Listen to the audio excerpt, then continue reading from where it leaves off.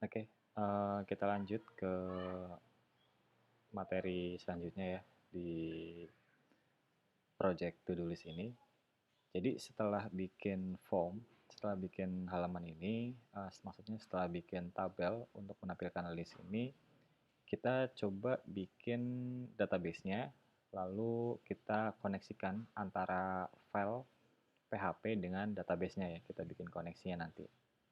Oke, sebelumnya tadi saya mau rubah istilah planning ke istilah deadline aja. Jadi kita bisa tahu tanggal berapa deadline-nya ya dari masing-masing to-do list ini. Oke, di sini kita bikin database-nya dulu ya. Bikin database, teman-teman bisa langsung buka dari localhost/phpMyAdmin. Nah, biasanya diminta password ya untuk masuk ke phpMyAdmin ini. Nanti teman-teman tinggal masukin biasanya username-nya root, passwordnya default ya.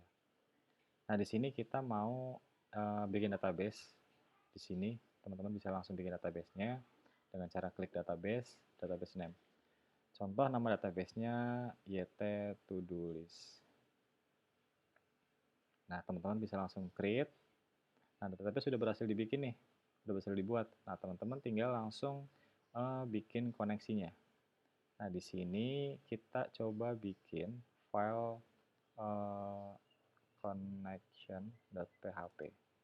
Nah, di mana isinya coba kita akses dulu ya. Connection.php. Oke, udah muncul. Sekarang kita tinggal bikin perintah PHP-nya. Di sini ada variabel connect. Di sini ada variabel hostname. Ya. Terus di sini ada variabel username. Di sini ada variabel password. Lalu database. Oke. Nah, ini fungsinya untuk apa? Untuk mencatat nilai-nilai parameternya ya. Di sini kita bisa bikin variabel count, mysqli connect. Di sini kita bisa masukkan hostname-nya apa, username-nya apa, password-nya apa, dan database-nya apa. Nah, or die, kalau nggak connect, tolong tampilkan database error. Ya. Nah, teman-teman bisa langsung coba di sini. Nah, muncul database error karena kita belum memasukkan konfigurasi apa-apa. Nah, coba misalkan kita masukkan hostname-nya localhost. Nah, username ya disesuaikan ya dengan teman-teman. Biasanya default-nya itu root. Default-nya itu root, password-nya 0. Ya. Nah, kalau kebetulan di sini yang saya pakai password-nya Rizky. 0 itu nggak usah diisi ya, nggak usah diisi apa-apa.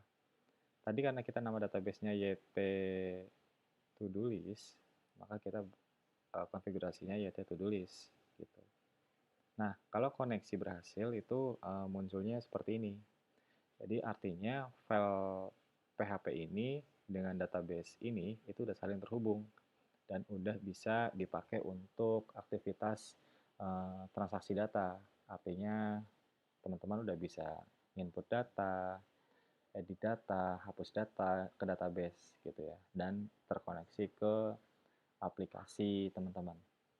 Oke, ini file koneksi udah kebuat. Nanti di tutorial selanjutnya teman-teman akan belajar bagaimana sih cara menampilkan data yang ada di database ya.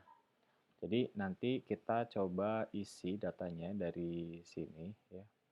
To-do list kita bikin tabel misalkan to-do list. Nah, isinya nanti ada ID untuk primary key-nya, ada description, ada juga deadline, ada juga create add.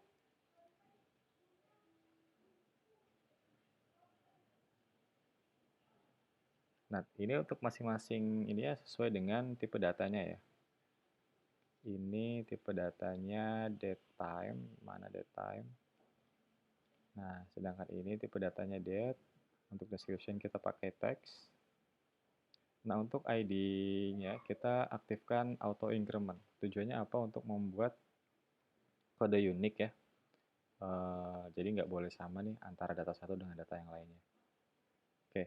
Nah, ini contohnya tabel. Tabel itu nanti store untuk penyimpanannya di mana. Kita coba contohkan datanya ya. Misalkan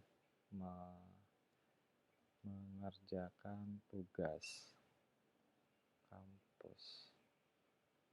Deadline-nya misalkan tanggal 24. Ini dibuat pada tanggal sekarang lah. Ya.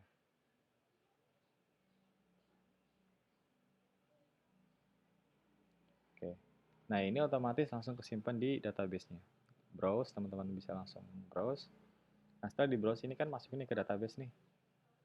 Nah, nanti ini gimana caranya supaya muncul di sini, di halaman ini.